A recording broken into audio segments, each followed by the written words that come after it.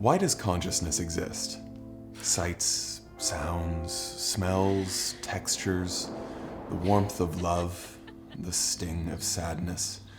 Why and how do we experience any of it?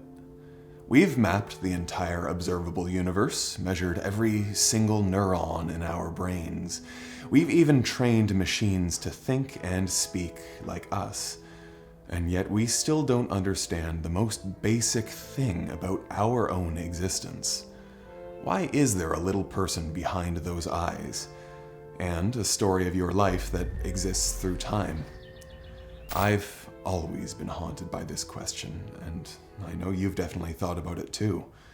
But this is no longer just a philosopher's puzzle. Understanding consciousness is more urgent than ever before. With AI evolving faster than anyone could have ever imagined, we are right on the edge of creating artificial consciousness, something that could change the world or even end it. And still, even the experts don't agree on what human consciousness even is. I think, therefore I am. Before looking at what the modern scientific research is saying, I wanted to first look at everything we already know about consciousness. And there's no better place to start than the French philosopher René Descartes.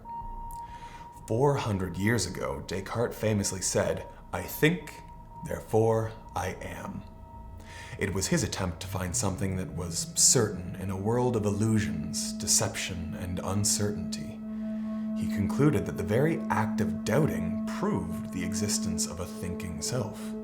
There had to be a mind doing the doubting, a consciousness behind the question. At first, it feels like a solid foundation.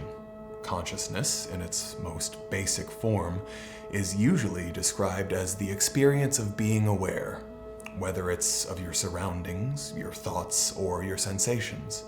It's what makes you feel like you. But the deeper I looked into this question, the more fragile that definition started to feel. Because even though Descartes gave us a powerful philosophical anchor, no one seems to agree on what consciousness actually is. And that makes everything more complicated.